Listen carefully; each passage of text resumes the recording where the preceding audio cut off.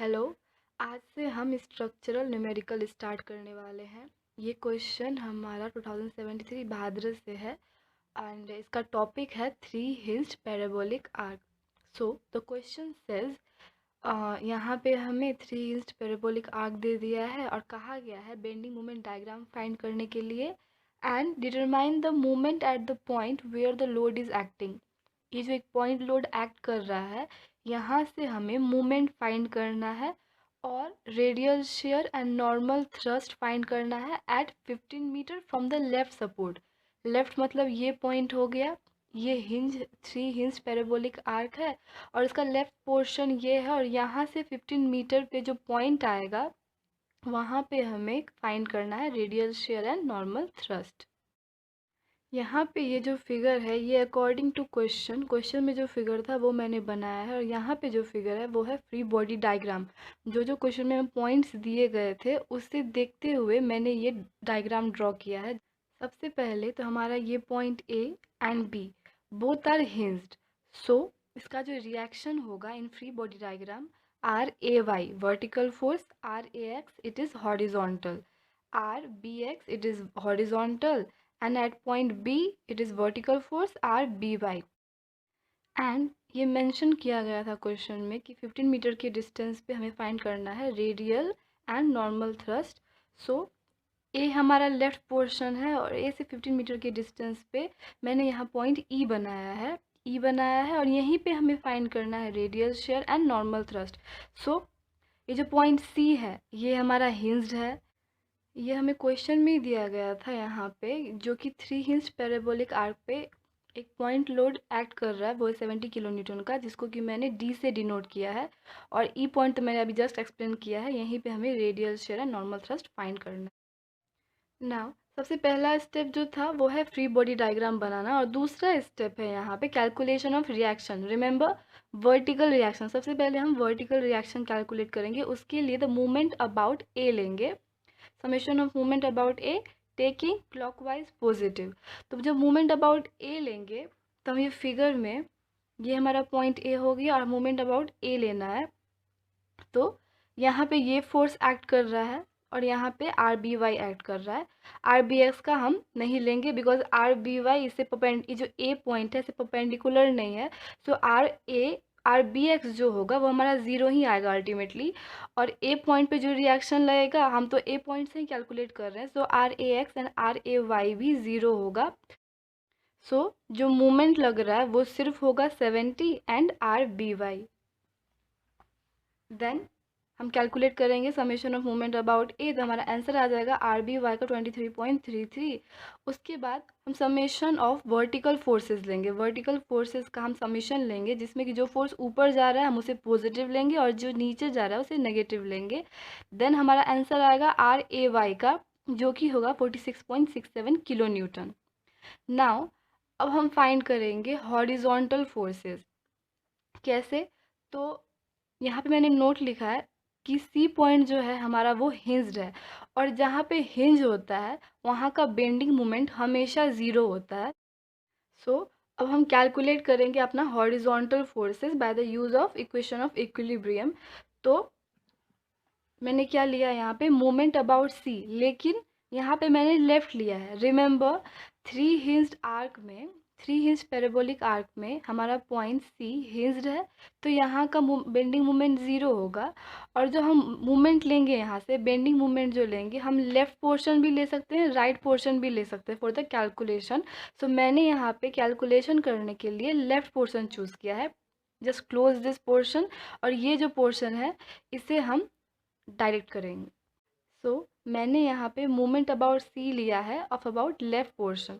मैंने left portion में movement about C लिया तो मैंने यहाँ पे ड्रॉ भी कर दिया। जो लेफ़्ट पोर्शन में जो जो हमारे रिएक्शंस थे वही मैंने यहाँ पे ड्रॉ कर दिया है।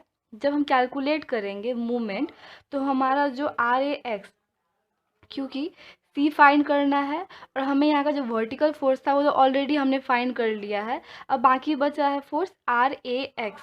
तो आर ए एक्स जब फाइंड करेंगे तो हमारा वैल्यू आएगा of about 93.33 किलो न्यूटन। अब जबकि हमें ऑलरेडी पता है यहाँ पे R A X and R B X दो ही हॉरिजॉन्टल फोर्स हैं, इसके अलावा कोई हॉरिजॉन्टल फोर्स यहाँ पे एक्ट नहीं कर रहा है। सो जितना वैल्यू आर ए एक्स का आएगा उतना ही वैल्यू आर बी एक्स का भी आएगा। दैट्स वाई जब हम हॉरिजॉन्टल फोर्सेस लेंगे, हॉरिजॉन्टल फोर्सेस का मिशन करेंगे और जो हमारा डायरेक्शन है from left to right, direction left to right को हम पॉजिटिव लेंगे और राइट टू लेफ़्ट को हम नेगेटिव लेंगे। सो मैंने यहाँ पे जो लेफ़्ट से लेकर जो राइट डायरेक्शन में जो एक्ट कर रहा है हॉरिजॉन्टल फोर्स को पॉजिटिव लिया है। देन आर ए एक्स, क्योंकि हमारा आर ए एक्स जो है वो इस डायरेक्शन में एक्ट कर रहा है एंड आर बी वाई ये वाले डायरेक्शन में एक्ट कर रहा है। So this will be positive and this will be negative. Then R A X minus R B X equals to 0 and R A X equals to R B X. Then R A X equals to R B X equals to 93.33 kilo newton. So we have just completed our step 3। हमारा step 1 में free body diagram, step 2 में vertical force find करना था और step 3 में horizontal force find करना था। अब हमारा आता है step 4, calculation of vertical distances at D and E. तो मैंने यहाँ पे फिगर बनाया हुआ है, ये बनाने का ज़रूरत नहीं है, जस्ट दैट समझाने के लिए बनाया है। ये हमारा पैराबोलिक आर्क हो गया, ये पॉइंट सी है, डी पॉइंट पे हमारा पॉइंट लोड एक्ट कर रहा है और ई पॉइंट पे तो share and normal thrust find करने के लिए बोला है। लेकिन हमें डी से जो ये ग्राउंड लेवल है इसका डिस्टेंस नहीं पता है एंड ई से भी यहाँ का जो लेवल का जो डिस्टेंस है वो नहीं पता, लेकिन सी से लेकर यहाँ का जो ग्राउंड लेवल का डिस्टेंस है वो हमें पता है, that is 7.5 which is denoted by H. और यहाँ से ये जो पॉइंट ए है और ये पॉइंट बी है, यहाँ से लेकर यहाँ तक का जो डिस्टेंस है उसे हम डिनोट करेंगे एल से। So L equals to 60 metre. X E, ये जो हमारा डिस्टेंस होगा ई से लेकर ग्राउंड लेवल तक का उसे डिनोट करेंगे वाई ई। और एक्स ई हमारा हो जाएगा ए से लेकर जो ई पॉइंट, ए से लेकर जो ई पॉइंट का जो डिस्टेंस है एक्स ई हो जाएगा और ए से लेकर जो डी पॉइंट का डिस्टेंस है वो एक्स डी हो जाएगा। Now calculation of vertical forces eight point D, जो पॉइंट डी है वहाँ पे कैलकुलेट करेंगे। तो हमारा फॉर्मूला जो है y equals to 4hx bracket l minus X bracket close divide by L square. Remember this formula. So h हमारा हो गया जो c से लेकर जो नीचे तक ग्राउंड लेवल पे जो डिस्टेंस आ रहा है that is h equals to 7.5, h हमारा वो हो गया। अब यहाँ पे x क्या है, तो हमें डी पॉइंट पे फाइंड करना है वर्टिकल डिस्टेंस, डी पॉइंट पे वर्टिकल डिस्टेंस फाइंड करना है। तो ए से लेकर जो यहाँ तक का डिस्टेंस है वो हमारा हो जाएगा एक्स डी, या फिर हम कह सकते हैं X. In case of D X equals to 20, L मैंने ऑलरेडी बताया था ए से बी तक का जो डिस्टेंस है वो हमारा एल से डिनोट होगा which is 60 metre. 60 at D point X equals to 20, so X मैंने 20 लिख दिया divided by L square 60 into 60। Then Y D जो वर्टिकल डिस्टेंस आएगा of about ground level to point D that is 6.67 metre. अब हमारा point ई का बारी। तो ई पॉइंट पे जो हमारा एक्स का डिस्टेंस है दैट इज 15, ए से जो यहाँ का डिस्टेंस दैट इज 15 और हमें वाई निकालना है। So Y equals to 4hx bracket L minus X bracket close divide by L square. Then 4h हमारा हो जाएगा 7.5, एक्स हमारा ऑलरेडी दिया हुआ है 15, L is total distance 60 minus 15 divide by 60 into 60 that is 5.625 metre. So Y का जो distance होगा vertical distance at a point E that is 5.625 metre. अब हमारा फिफ्थ स्टेप, हमने 4 स्टेप ऑलरेडी कंप्लीट कर लिया है और फिफ्थ स्टेप में हमारा है calculation of slope. So slope का जो फॉर्मूला होगा वो होगा tan theta equals to 4h l minus 2x divide by L square. In case आप एग्जाम में भूल जाते हो कि tan थीटा का फॉर्मूला क्या है टू कैलकुलेट स्लोप, तो आप सिंपली y का जो वैल्यू है 4hx l minus X divided by L square, तो उसको आप डिराइव कर सकते हो tan theta equals to 4h l minus 2x divide by L square में। सो इन केस आप अगर भूल जाते हो तो y का वैल्यू बस याद रखना, आपका स्लोप का वैल्यू आप एग्जाम में भी डिराइव कर सकते हो। Now for the calculation of slope 4h l minus 2x divide by L square. तो यहाँ पे हमारा h मैंने ऑलरेडी बताया था 7.5 जो c से लेकर ग्राउंड तक का डिस्टेंस, l भी मैंने ऑलरेडी कहा है। यहाँ पे x होगा 15, क्यों? क्योंकि हमें जो रेडियल और शेयर फोर्स फाइंड करने के लिए कहा गया है, मैंने यहाँ नोट पे लिखा भी है, क्वेश्चन में हमें रेडियल शेयर और नॉर्मल थ्रस्ट में फाइंड करने कहा गया है। तो वहाँ का जो डिस्टेंस है, जिस डिस्टेंस पे हमें ये दोनों फाइंड करना है वो है 15 metre. So ultimately x equals to 15 metre.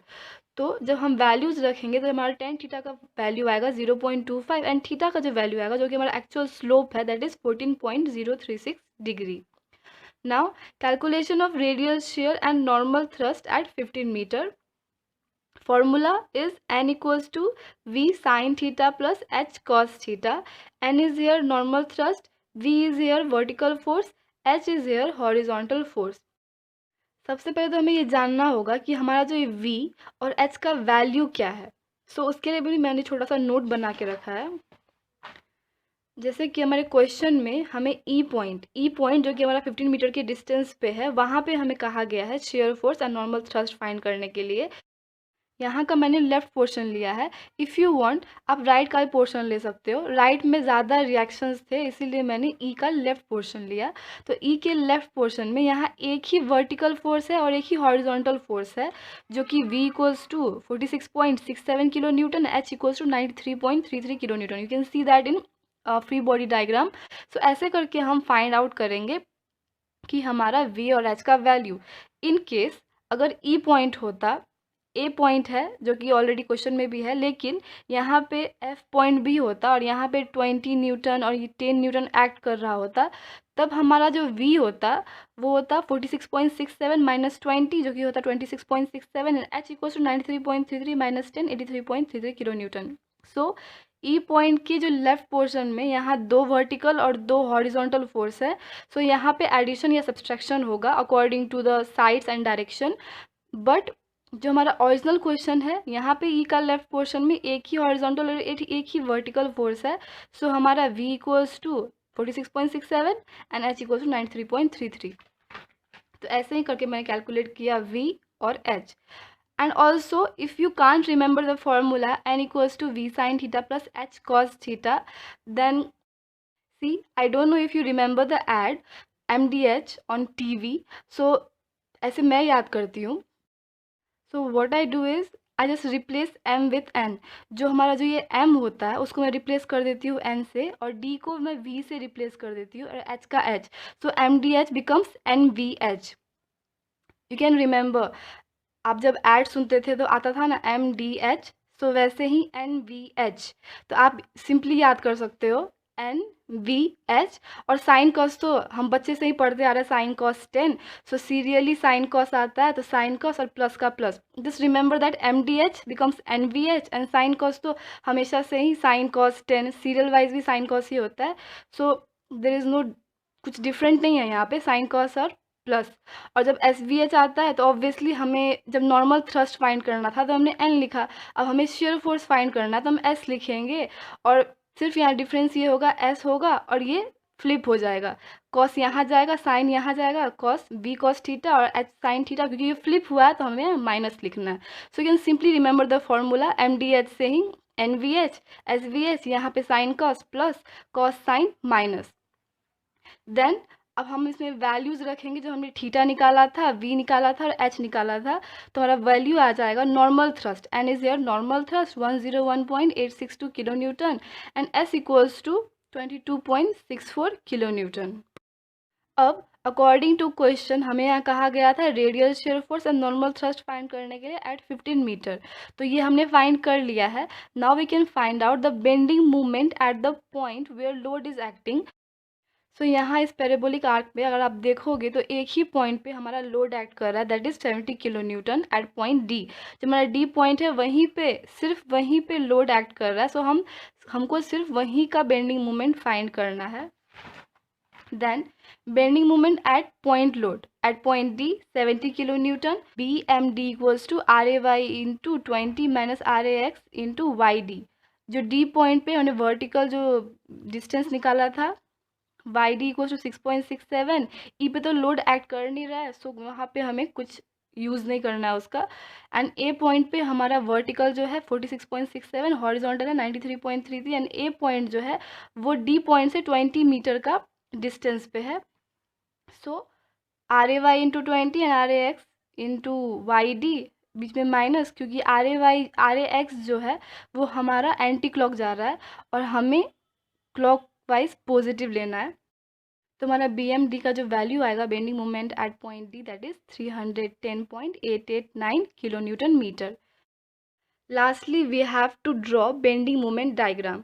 तो बेंडिंग मोमेंट डायग्राम के लिए सिंपली जो पैराबोलिक आर्क था उससे हमें ड्रॉ कर देना। सबसे पहले तो पैराबोलिक आर्क, जो ये आर्क जा रहा है उसे ड्रॉ करेंगे, सी पॉइंट रखेंगे और सी पॉइंट पे हमें ऑलरेडी पता है यहाँ हिंज है, सो यहाँ का जो फोर्स होगा वो ज़ीरो होगा, बेंडिंग मोमेंट का जो वैल्यू होगा वो ज़ीरो होगा, तो ज़ीरो यहाँ पे ऐड कर रहा है। और पॉइंट लोड पे जो बेंडिंग मोमेंट आ रहा था वो है 310.889। एज वी नो, जब हमारा पॉइंट लोड होता है तो हमारा जो फिगर बनता है वो ट्राइंगल बनता है। ट्राइंगल बनाना है तो ये हमारा जो शेडेड एरिया है पॉजिटिव होगा और ये शेडेड एरिया जो है ये नेगेटिव होगा। As I have said here, note at point load triangle at UDL parabola. अगर यहाँ पे यूडीएल एक्ट कर रहा होता तो यहाँ पैराबोला बनता, लेकिन अभी यहाँ पॉइंट लोड एक्ट कर रहा है, सो यहाँ पे ट्राइंगल बनेगा एंड उसका वैल्यू है 310.889। सो ये हमारा हो गया bending moment diagram. Thank you.